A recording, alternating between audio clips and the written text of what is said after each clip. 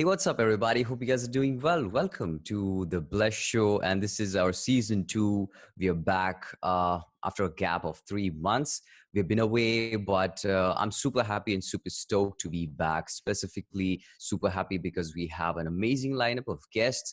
And talking about guests, we today also have a guest speaker on a podcast, and he's an amazing inspiration. And I've been talking about it on Instagram lately as well. He's been doing some amazing value for the design community. If I talk about him a little more, I've been following him for a very long time. When I started out, I was looking up for resources because I'm a self-taught designer. I have no education in design whatsoever, so I was always jumping on the internet to find out what is it about and what is all that about. And I always happened to jump on his website and learn a lot from what he had to value, what he had to provide for the design community. So not taking much of the time, I would like to introduce Jacob. Welcome, Jacob. He's from Just Creative. You might very well be aware of him. Justcreative.com. If you are a designer, I'm sure that you might always have jumped into this website. So welcome, Jacob. Welcome to the Bless Show. How are you doing? Thank you so much. Very nice intro. I'm doing very, very well down here in Sydney. I'm very excited to talk to all of you guys, and thanks for listening. So what's up? That's good. That's good. I would like to take this moment to thank you for accepting to be on the show because I was hoping that I could get people like you on the show so that we can provide much more value to the community, to the listeners, so that they can learn more about how branding business or strategy business works. So thank you very much for being on the show, first of all. Yeah, no worries. I'm very grateful for all the posters out there, contributors out there that are organizing all these podcasts and interviews. And it's really great to see, especially on Instagram, where it's really picking up a lot, and especially podcasts. So I'm very happy to get involved. Yeah. All right.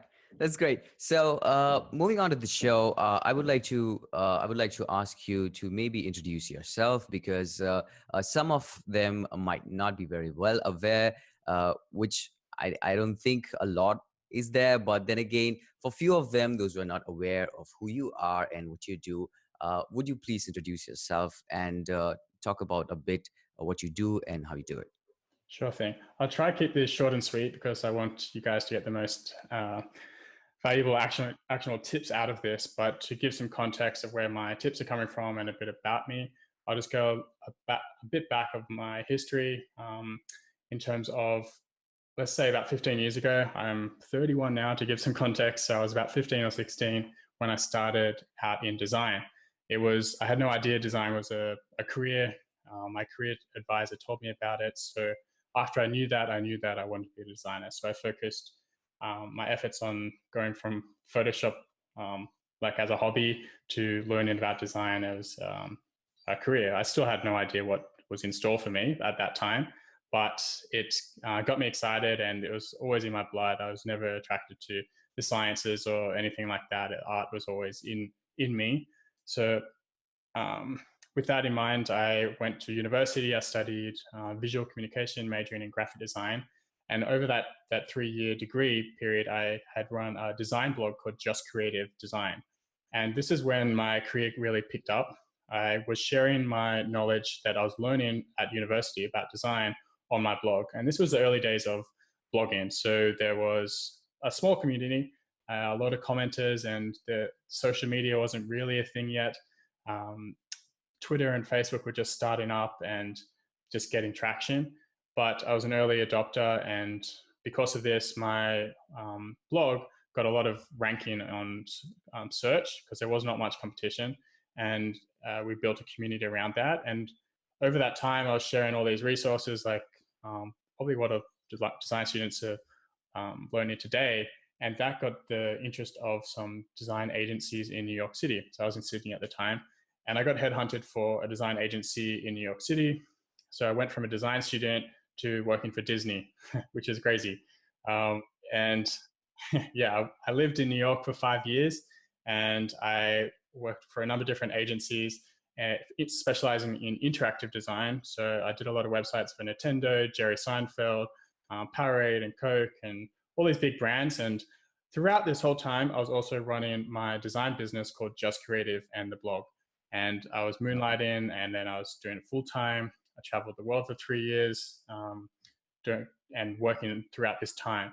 And I'm still running that design blog now, which is what Yeah. um, is up there and where you'll find all my resources. And I specialize in logo design and branding now, and I'm kind of pivoting towards more of brand strategy at the moment. So I'm sharing a lot of resources on that as well. So if you're a logo designer, um, definitely check out the resources I have. And then if you're wanting to pivot into something like brand strategy, yeah, you can follow me along on my journey of learning that, because that's really what I'm about. And that's, even looking back at now, like university, I was sharing just what I was learning, and that's how you learn. Um, we all Yeah. start from somewhere. I'm getting deeper into brand strategy now, and even though I've been doing branding for 10 years, I'm still learning so much more and more all the time, because more content's coming out and more books and more people are sharing. So it's just Of this course. great bundle of resources out there, and Yeah. That's true. I'm just sharing as I go. So follow me to learn more, and I think we can have a chat about all of that as well now. Yes, for sure. Awesome. So great to hear about this story. As you mentioned, you started your blog while you were studying design. That is something that not many people, not many beginners realize the fact that it's never too early to start. Something that I see a lot of people complaining about the fact is that I'm still studying. I'm still waiting for my degree to just I'm just still waiting for that. Uh, Something that I always figure out and I always look up to people when they start early is the fact that they have more experience in less time possible. And would you like to share a bit about how did you manage to start your blog while you were studying? I mean, while you were studying design, how did you manage to actually put all those contents together and then put them in a blog so that it could be an actionable tip for people those who are trying to, start out when they're studying? Yeah, so at the time, I didn't even know what blogging was. I was just, it was maybe a Blogster or some platform back in the day that I was just putting up there. And then through that, I realized there was this whole blogging world, found out about WordPress and what WordPress does. And then I hopped onto that platform and started learning that, which also opened up the whole can of worms of learning web development as well. So these, you just one door opens another door. And I was just I started sharing on WordPress, and it was really just me sharing design basics.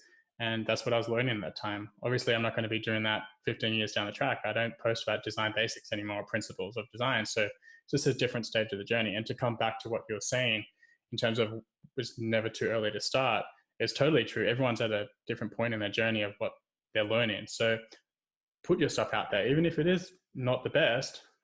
It'll get better. You will get better, and you'll look back on it and be like, you laugh, but that's part of the journey. And you can't be a professional from day one. You got to put in the hard yards, and it's just about creating and getting conversation going and getting dialogue out there and your thoughts out there. Um, I think someone said that you don't have to be a thought leader, you just have to be a thought contributor. Um, Yeah. Yes. So I Mhm. think if you put it that way, then you the fear gets extinguished, I guess. And the more you do it, the Yeah. more comfortable you'll be with it, and you'll get feedback and improve. So don't hold back. Just get started and put things out there. Um, show your work. I think it was Jason. I can't remember his book name. Is a great book about just putting the work out that you're doing, and you'll get Yeah. exposure and you'll learn and all of that. So Yeah. uh, It's by Austin Klein. yeah, Is that the book? yeah, Yeah. I think so. Yeah, Share your work. Yeah. Yeah, that's true. That's really true because the thought that you mentioned, don't focus on being a thought leader, but a thought contributor. Because there has been a misconception when I also started out. By the way, I'm just new. I'm not at all an experienced guy, but when I started out, probably 3 years back. there was this misconception that people had, if you want to teach people, you need to be an expert, you need to be at the top master level to actually teach people, that kind of stuff. So I always learn a lot of things that I wanted to tell people, that you should not be you should be avoiding this, or you should be adopting this. But at the same point of time, I didn't have this thought process in my mind, that I always thought I'm still a learner, so how can I teach? I'm still learning, so how can I teach people? That kind of stuff. But later I figure out that you can never stop learning in your life. So if you never stop learning in your life, how are you going to teach people in that sense? So lately, specifically talking about Instagram, I'm so happy that there are a lot of resources going out. There are a lot of value going out. People from different level of expertise sharing their experiences, personal experiences, which is really helping our people, helping the designers to learn and understand in their expertise level. So totally agree with the fact that you said, it's never early to start out. You just have to put it out. You just have to put out the content, whatever that is, so that you can you can get that fear out of you. Exactly. So that's great.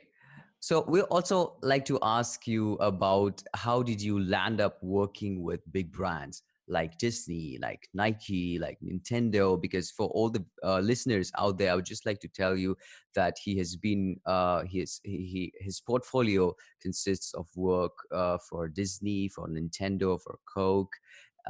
Also for recently for San Francisco, which was really amazing work, by the way, because I was looking up the case study stuff, and it looks so pretty neat, and I was so inspired by the fact. So great work out there, with everything on Disney, Nintendo, Coke, and not even the big brands, but looking at the portfolio, you have a consistency in your work, which is so inspiring to see. So would you like to share a little bit about how you landed up working with them? How was the experience like, and what did you learn from that, which you would like to share to people out there? Yeah, good questions. And I think this comes down to perspective, because I'm not actually landing these big clients myself. I'm working Mm. through an agency. So I was working in New York for 4 or 5 years, and those big brands you mentioned, most of them were through an agency. So there was a team of designers. It wasn't just me, or a team of not designers, actually, like developers, managers, creative directors, art directors. So Yeah. I'm not working one-on-one with these brands, and that's important to consider. So if you're starting out early in your career, highly recommend you work at an agency or design studio first, because you're going to get access to people smarter than you. You're going to learn a lot more that way. You're going to fast track your career. You can freelance through that time as well, moonlighting it. But I'd highly recommend going to a studio first, because it does wonders for your work and access to bigger clients. And sure, not everyone's going to jump from being a design student to Disney, but Yeah. you get your foot into the door, and you work your way up, and whatever level you're at, and you'll get there. And if you're not getting the clients you want at one agency, shop around, see what you can get. And in terms of experience working with these brands, it's like any project, to be honest. It's just with bigger brands. So like, if I was doing a website for like let's say vitamin water, it's the same as if I was doing it for like a local water brand or whatever. It's still the Mm. same messaging and not messaging. It's the same principles when it comes to the process and what you're putting out there, except that you're working with a team of people instead of just one-on-one if it's a small client. So you do have to have that to deal with. And like I said, you get access to creative directors and art directors who can help you along the way. So that's what I enjoyed about that side of things. And in the agency world, I've left that behind me. I've been working for myself for full time 4 years now. Nearly, yeah, I think. Um, Mm-hmm. Wow. and that the San Francisco project you just mentioned, that was through my business, Just Creative, but I was subcontracted through another agency who All specializes right. in travel destinations. So this agency, they subcontracted me out for the design work, yet they had done all of the strategy, 9 months of it beforehand, that would give All me the right. brief to design properly. Mm. And obviously, because it was such a big brand and destination, like I put a lot of effort into the design, and much more than I was contracted for. But that's because I really wanted that work to win. And I was in competition with a bunch of other designers as well who also got subcontracted out.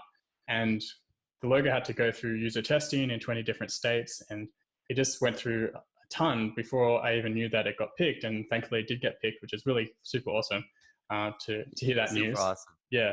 Yeah, because the design is really good, by the way, just letting you know. Thanks, man. Yeah, Yeah. it's the brief was well, anyone that's been to San Francisco knows how big and bold and very open they are. So, and the iconic bridge as well. It just made sense to join all of that together into one mark. And yeah, you just have to check it out to really see it. It's hard to talk about design Yeah, visually yeah. over the audio, but that process, yeah, that was like I said, a bunch of different designers subcontracting. So that process was different to being in an agency. It was just me working by myself and working one-on-one with the agency director and the manager. Yeah. And yeah, that was the Yeah. experience there. Yeah, the reason why I asked, why I use the word, how did you land up? Because a lot of times people, for example, let's say that somebody visits your website and they see your portfolio with these big brands. So they are figuring out on their own that you have landed up uh, with these clients. But something that you mentioned, that something that you suggested, that people should consider working on a design agency once you are coming out of your design degree, or let's say once you have completed your college kind of stuff. So a lot of misunderstanding, because many people come to me and they ask, how do these people land up with these big brands? So I'm like, it's not that they have landed up. It's not like they went to the brand or they just told them, you know what, we do design, we do branding, we do strategy, would you like to do something like that? So there's a lot of process behind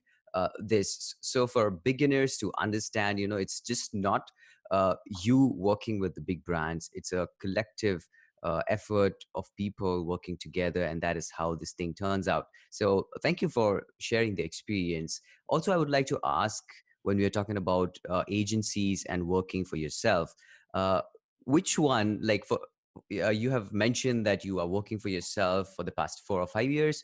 So what is the difference? Of course, there's a lot of difference physically as well, but what would you prefer?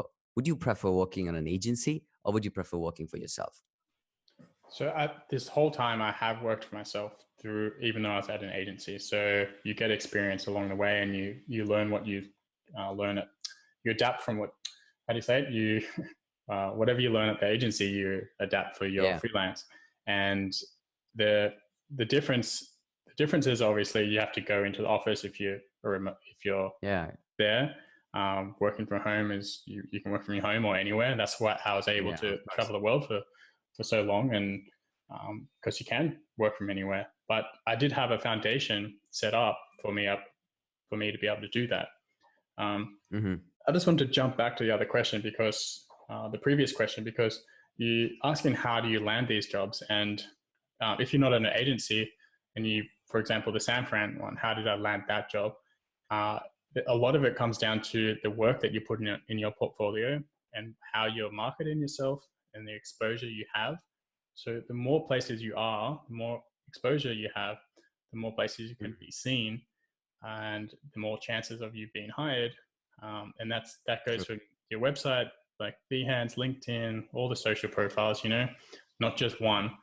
And if you have to consider, like, for a lot of designers go on Instagram and share their work there, and they're often just sharing their work to other designers.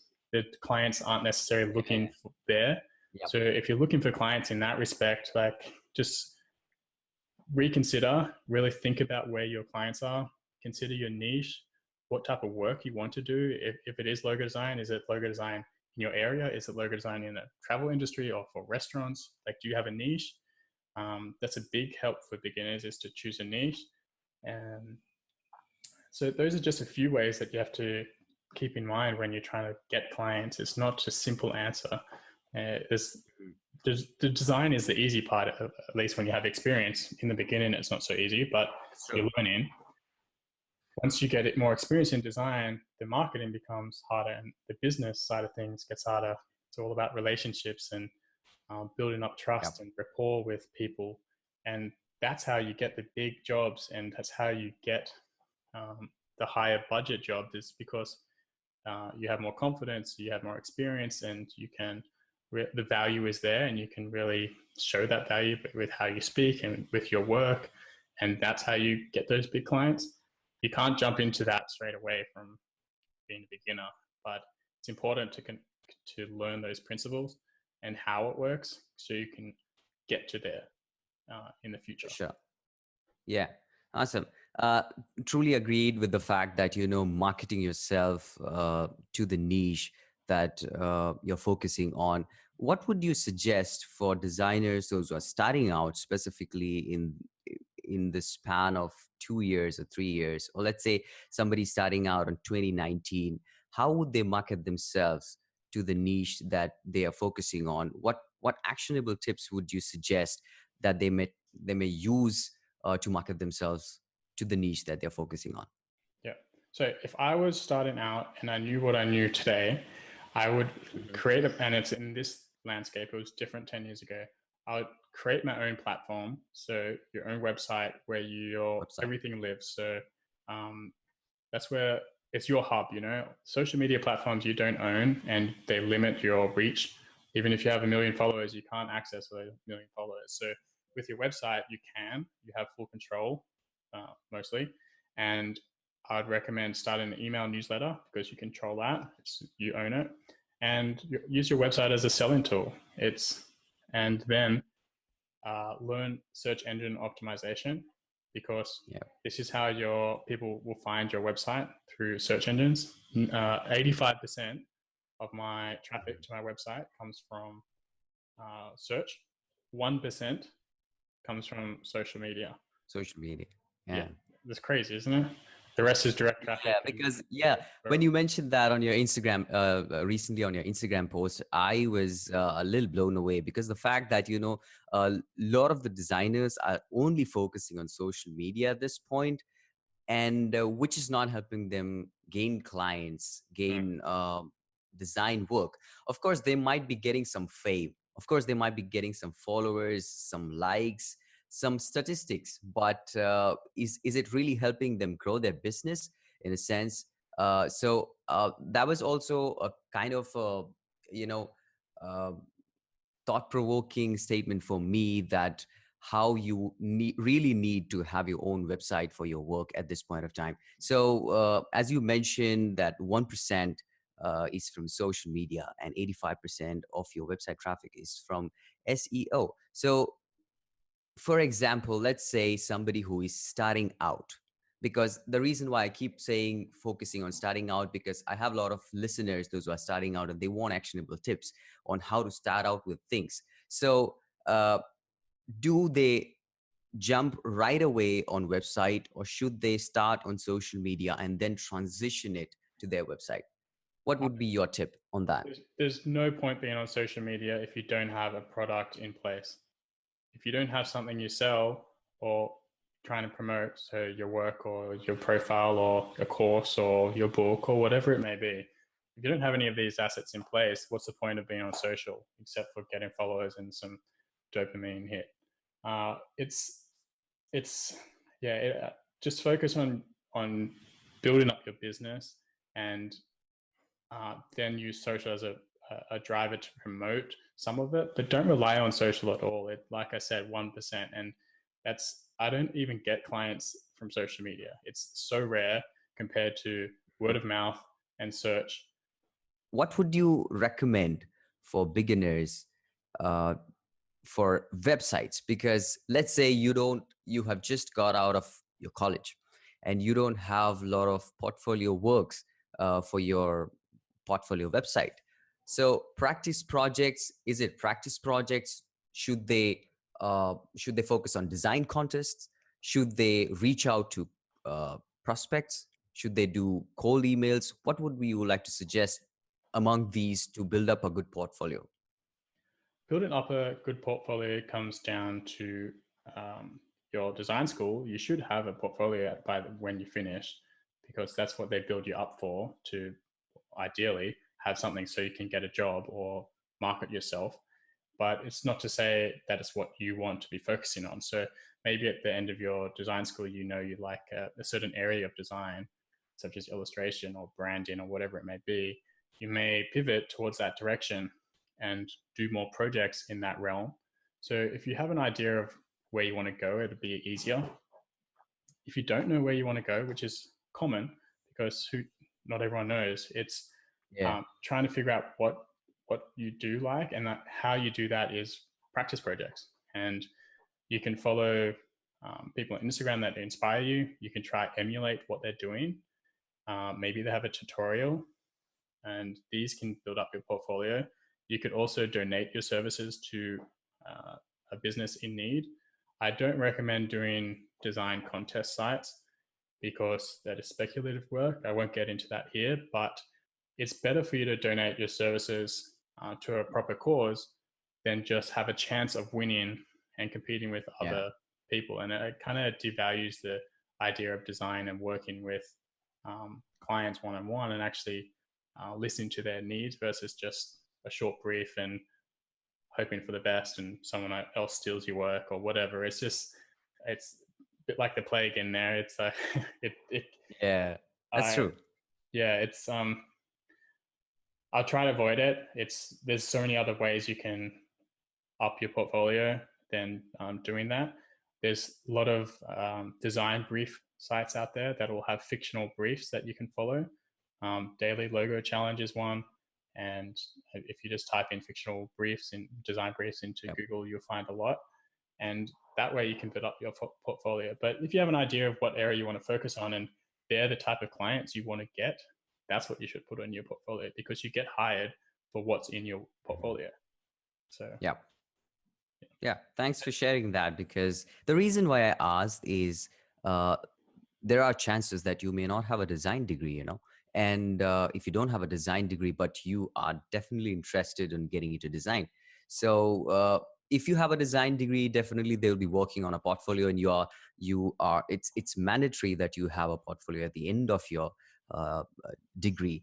But if you started out from scratch, you should be focusing on practice projects, and you should be focusing on, as you mentioned, fictional briefs, and start working on them.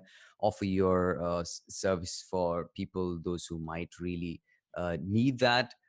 if we have time, I just want to say, in terms of how to get out of that Fiverr mindset, is to show the value, to show your value, and how for you to stand out from other designers is very important. And the value that you communicate on your website and your profile and the content you put out there is how you're going to stand out. It comes down to your brand, your personal brand. And if you put out free resources on your website, for example, it can show your expertise. If you're a beginner, it could even be like a free resource of like how to quick start your brand or what makes a good logo, and promote your website in that way. Like I said, the SEO thing is important so you can be found, and you can be Yeah. really granular. So if you're focusing on a certain area or um, location, that's one way to niche. I personally have a global strategy, so I focus on US mainly, but also Mhm. anywhere in the world, because I don't focus on Sydney where I'm from, because it's kind of a closed.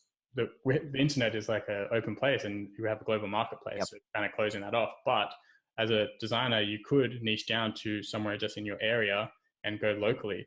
So it just depends on your strategy, but it comes down to providing value on your site and showing your point of difference and why people should hire you over someone else. So put yourself in your client's shoes, and what would they look for? How, when you're looking for someone to like clean your bathroom or clean your house or do some other Mhm. service in the yard, how are you judging them? How are you choosing it? Is it their customer service? Is it their website? Is it nicely designed? Is it easy to contact? Do they have an answer machine? Like all these touch points you're judging the business on. So put yourself in the client's shoes and say, would this client hire me? Like would this person hire me based on what I'm putting out there? So that's an important thing to consider when you're starting out. Yep. Yeah. Some great tips out there for all the beginners, how you can get out of that fiber mindset and focus on putting your work out and focusing on the niche that you have got. So thanks for sharing that as well.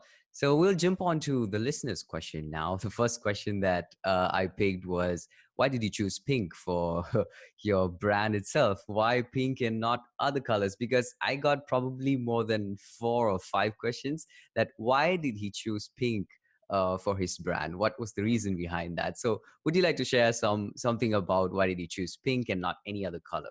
Absolutely. And this isn't the first time it's been asked. I think I need to do an Instagram post on this because, yeah, it's Yeah, come for up a few sure. times. We would love to have an Instagram. Why pink?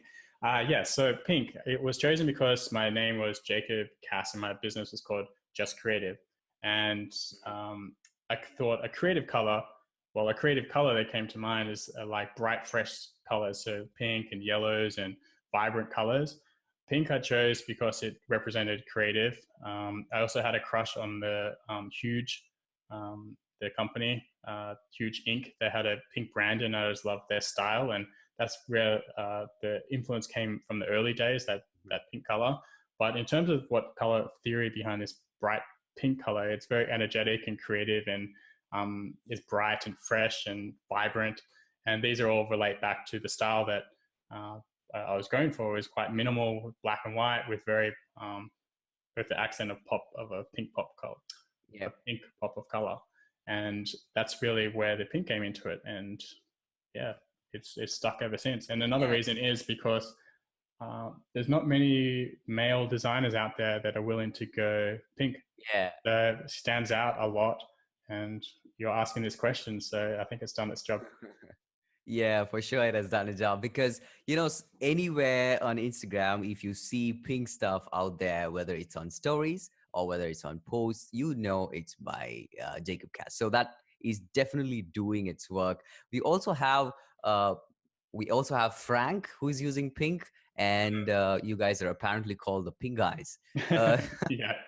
Yep.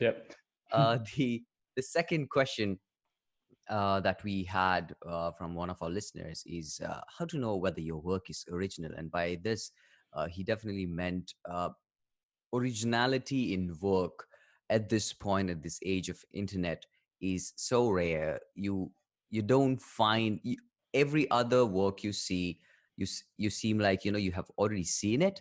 It seems like you have already seen it somewhere. So how do you maintain the originality in your work when it comes to design work? Specifically, we're talking about the design work. How do you maintain originality? What are some of your tips or tricks, or what are some of your suggestions on how to keep your work original? There is a quote that says, "Don't try to be original, just try to be good." So if Good. you keep that in mind, then you won't have any issues. But in terms of keeping things original in your own work, I think it's about borrowing from different sources and using that inspiration to go down different roads or to build upon. So obviously, you're not going to directly copy a design, but if you borrow from enough places, you're going to create something original. So everything is borrowed from somewhere else, and we all use each other's work from somewhere or another. But you should also look back at your design brief as well to make sure that it's actually on point. Because you Yeah. don't want to copy something because they had a totally different design brief. So, um, in terms of keeping things original, I've certainly done designs before, and then I do a reverse image search and I find something similar, and we just have to rule it out. But you can do tweaks to it, and um, you can, if it is ruled out, it just means an opportunity to explore something else and come up with something better.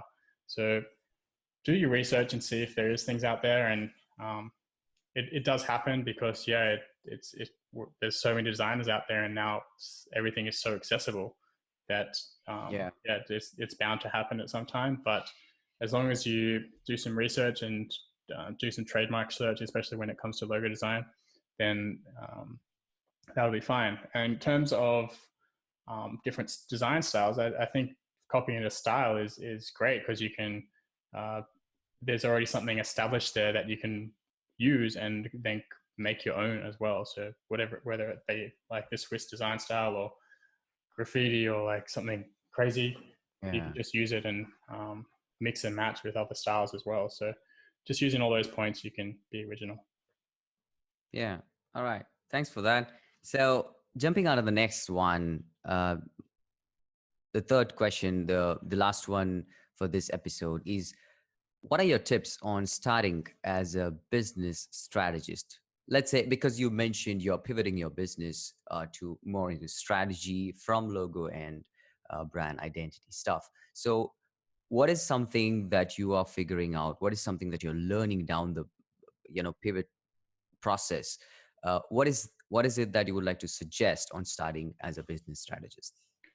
Yeah, so I wouldn't jump straight into being a business branding strategist because it's at a Mm, pretty deep subject, and you do need to learn a lot about before you do it. And you may want to be doing strategy and design, which is what I want to do, and which I've always been doing strategy, just not in a deep way. And recently, I've kind of broke them apart in terms of having them as two different services. I've been watching videos with the future, which have been great, and just reading different books and articles about brand strategy and how to talk about it with clients and how to separate the services and really just discuss the value of strategy and using that information to go a little deeper with brands to give them more impact, have deeper connections, and just make them more memorable in general. And there's just more questions to ask and different frameworks and different processes you have to use to really get to this deeper level. And once you can do that and you're comfortable doing it, which I'm still learning myself, then your confidence raises and you can talk about the value of this process, and you can increase your prices and use that as a different service to build into your business. And that's really where I'm at now. And I do want to uh, make businesses or give more deeper meaning to these businesses so they can provide a deeper impact. And yeah. that's where I'm at the moment. If you wanted to get into it, I'd suggest watching some of the videos on the future. Linda Livesey, I just did a live talk with her on Instagram last week, and you can check my profile for that or hers. And we talk about how to sell strategy. There's a 40-minute discussion or so on how to do that. And if you want to transition, there's also another video I just posted on how to transition. That was with Mike Jander, and we have a good discussion about that. And yeah, just ask me any questions because I'm learning as well. And yeah, just enjoying the journey. So check those out. Yeah, so check those resources out. It's as you mentioned, Future. Of course, probably most of us know Future's YouTube channel. You can check it out so that you can learn more about how to do strategy. And Jacob has also done a live stream with Melinda. You can check out his profile and Melinda's profile as well. So there are a lot of actionable tips as well from my channel that would really, really help you to get things in place with strategy though. So thanks for that information. And also I would also like to say, keep checking Jacob's profile, because I'm pretty sure that a lot of more content is coming out in future, which is definitely going to help people to get what he is on his journey. So thank you very much for all the answers. I'm pretty sure that all that wanted to know, all that they wanted to get from you, they might definitely have got it. So before wrapping up the show, Jacob, what is something that you would suggest uh, to the solo entrepreneurs, those who are starting out on themselves? Let's say not even starting out. Let's say they are transitioning from an agency life to working for yourself. What are some tips or tricks or suggestions you would like to share for all the beginners out there, those who are starting out with working for yourself or full-time freelancing or full-time solo business? Something that you would highly recommend doing, something that you learned the hard way maybe, and you would like to suggest people not doing that or doing that? We have discussed most of the tips already. It's about doing it and getting your name out there and that your platform. And I wouldn't suggest making a hard and fast switch. Do it in transition. So when you get to a point where where you're just so busy that you can't keep up with your full time job and your moonlight job, that's the time to quit. You can focus on your business because you're so busy. You have the clients, you have the work, soon as you quit your main job, you'll have so much more time to focus on your business. It'll grow and grow and grow because you can focus on building up. And if you've got to a point where you've got those clients, you're obviously doing something right.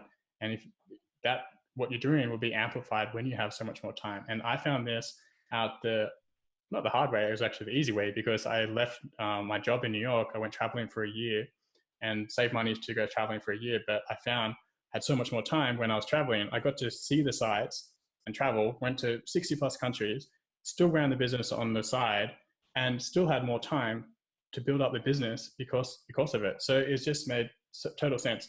I'm not saying that you go out and travel and do that, because I had the brand and platform in place to do that. I had been up for 10 years or something. But you can definitely do it as when you get to that point. So consider that. And if you do want to travel, actually, it is possible, because you can go to places which are more affordable. Like if you wanted to be a digital nomad, so start off in somewhere affordable like Asia, Thailand, Vietnam, somewhere like that. You can live cheaply and you can build up your business and travel, and you'll have that extra time. So it's totally possible. And if I was wanting to turn into a digital nomad when I was starting, that's what I'd do. That's great. All right. Yeah. So just touching on the point, you have traveled a lot and you like traveling a lot. So you have been to probably more than 80 plus countries. Am I right? Yeah, correct. Yeah, Yeah, that's great. 87. Yeah, 87. That's awesome. Have you ever been to India, by the way? Yes, a good friend of ours got married to an Indian and yoga teachers. So we went over there for a big Indian wedding, which was incredible. So we were there for a few weeks, Yeah. and yeah, it was great. Yeah. Weddings are a big deal for us. Oh Like yeah, a it was big crazy. deal. The horses and all the food Yeah, and it's a the big deal. village and Yeah. We would also love to have you on India anytime. You are always welcome. We would make sure that you feel like home. We make sure that you enjoy India in its fullest. So thank you welcome. so You're much. always Yeah, yeah, it'd be nice to be back. It's a big country, so a lot to see.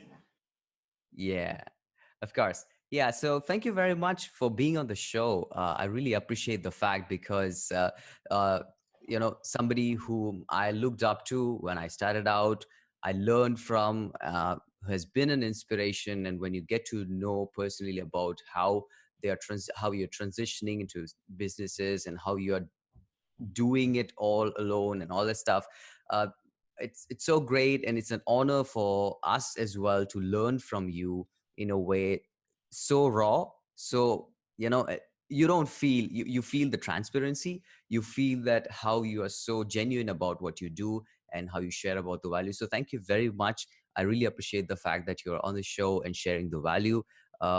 Really appreciate the fact, man. Yeah, thank you so much. It was great. Thank you. All right. So that's it for today, guys. I hope that you've enjoyed the episode. And I would also like to ask, where can people find you if they would like to reach out to you, if they would like to see your work? Uh, you can plug in your stuff. Yeah, sure. So most of my handles go by Just Creative. My main website, justcreative.com. You'll find everything. There's actually a really cool freebie that you get when you enter or join the mailing list. You get hundreds of different design and branding resources. So logo resources, design resources, logo templates, and a bunch of stuff that you'll get and you'll always have access to. And I'll be adding to it all the time. So you can either go to justcreative.com and enter it there, or there's a special URL for it, brandingbriefcase.com, which will just redirect to my site. But yeah, that's how you can stay connected, and yeah, tons of resources in there. Awesome. Yeah. Make sure to all the listeners out there, you make sure that you check out his website and subscribe to his mailing list, because got some amazing ton of value provided. And if you check out his websites, full of resources, full of blogs, and full of stuff that will help you grow your design business to a level higher than what you are at now. So thank you very much once again. Really appreciate the fact coming on the show, and I hope we get to talk more as well. Awesome. Thanks again.